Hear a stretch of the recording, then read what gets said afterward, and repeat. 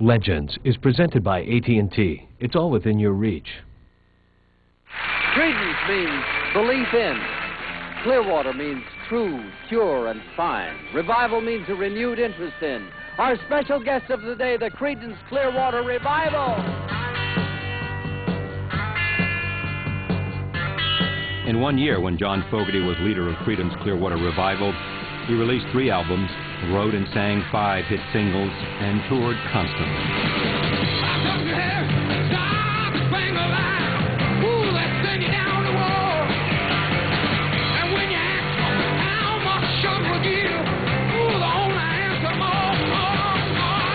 Then Fogerty faced a rebellion from his bandmates.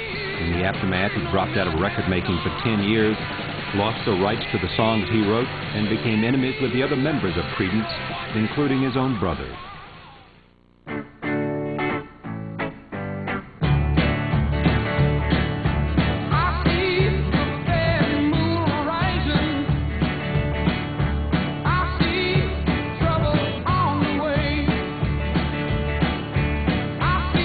For the next 25 years, John Fogerty refused to play the songs that made him famous. He faced down depression, legal battles, and the loss of his songs. And then, just when he'd been counted out, he came back stronger than ever. John Fogerty is a legend. This is his story.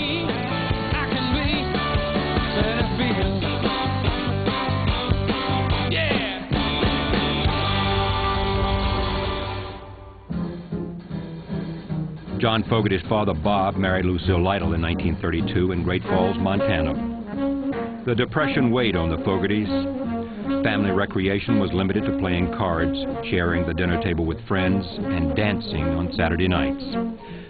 In the late 30s, Bob took a break from his job as a linotype operator at the Great Falls Tribune and headed west in a used Ford. By the time he and Lucille got to his sisters in San Francisco, they'd fallen in love with Northern California. Bob enrolled at UC Berkeley, and the Fogertys decided that California was their new home. By the beginning of World War II, Bob and Lucille had 2 sons, Jim and Tom. John Cameron Fogerty was born on May 28, 1945. Daniel and Bob Jr. followed.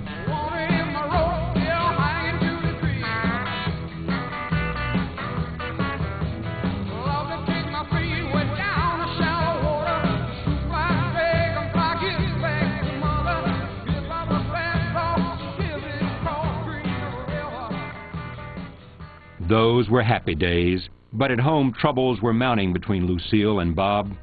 Bob left the family in 1954. John was 9 years old. He took it hard.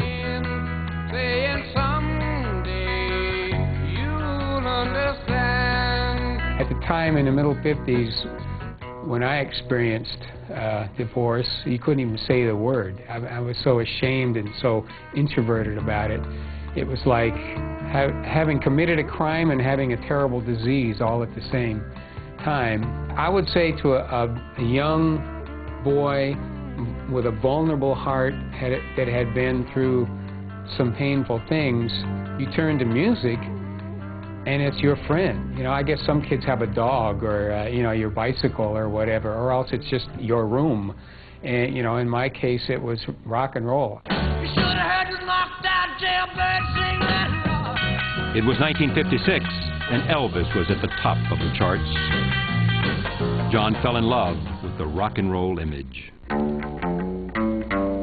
He spent the savings from his paper route on a Silvertone electric guitar from Sears. At Portola Junior High School in El Cerrito, he met 2 other kids who wanted to play rock and roll, Stu Cook and Doug Clifford. It was actually in the 8th grade. I was walking by the music room, junior high school, and I heard authentic Fats Domino piano coming out of the music room, which was a sacrilegious thing in itself. But I had the records, and I knew what was coming out of there, and I looked in, the skinny little kids playing the piano, and I listened, and I walked up to him and I said, "Hey, that's authentic Fats Domino." And he said, "Yeah." And I said, "You want to start a band?" He said, "Yeah, but actually I play guitar. So I'm looking for a piano player, and I've got a couple guys in mind, but come over to my house and we can practice. And that was John Fogerty. And I remember early on, I can't quite tell you if it was the very first meeting, but it was very early on, I was thinking to myself, now wait a minute, am I joining his band or is he joining my band? Now remember, neither one of us, we're both alone, and it's just a figment of our imagination, but I decided very early, no, he's joining my band. Doug brought in his pal Stu Cook on piano. The boys called themselves the Blue Velvets. John started hanging out at a local studio, watching how records were made. From time to time, he even played on a track. It was 1959, and John's older brother Tom had been singing with several groups. The Blue Velvets cut a record called Have You Ever Been Lonely?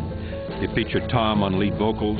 John, Doug, and Stu were still in high school, but they were making records. I saw a special, I think running on PBS, 2 episodes maybe. It was called Anatomy of a Hit, pretty ironic. And it was about the song Cast Your Fate to the Winds by Vince Giraldi, piano player with Fantasy Records. Having seen this special on TV, I decided to just kind of go over there and announce myself. See, you know, basically with the swagger of youth, say, would you guys like to have another hit? Fantasy Records took a chance on the band. The Blue Velvets recorded one of Tom's songs called Don't Tell Me No Lies. When the record came out, the guys were shocked. Fantasy Records had changed the name of the band to the Gollywogs. They were embarrassed by the name and surprised that the record company could change it without even telling them. For the next couple of years, the band was forced to perform as the Gollywogs.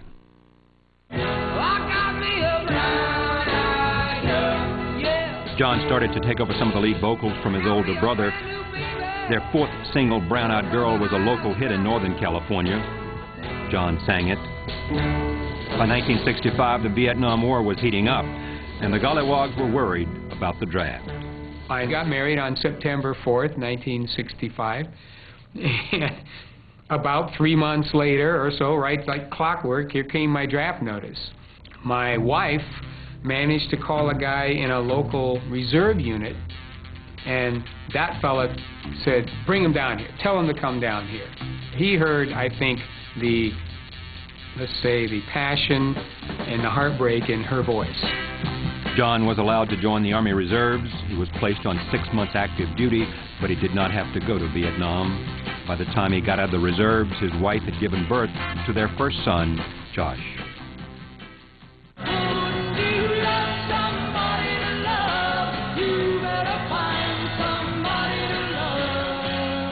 By the summer of 1967, rock had changed. The psychedelic sound had captured San Francisco. Jefferson Airplane and the Grateful Dead were local stars.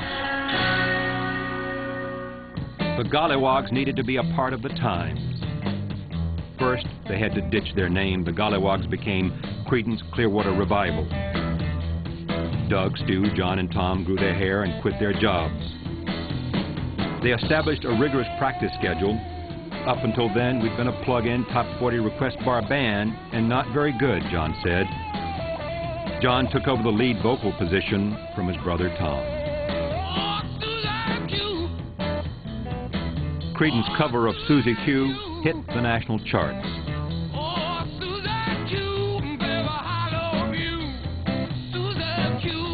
Some of the hippies on the San Francisco scene looked down on Creedence as a blue-collar cover band.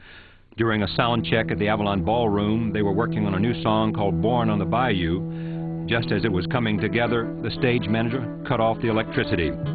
You gotta stop now, we're letting the audience in, he said. And anyway, you guys aren't going anywhere. John was furious. Give me 1 year, he said, and I'll show you what we can do. In the next year, John Fogerty would prove all the doubters wrong. Born on the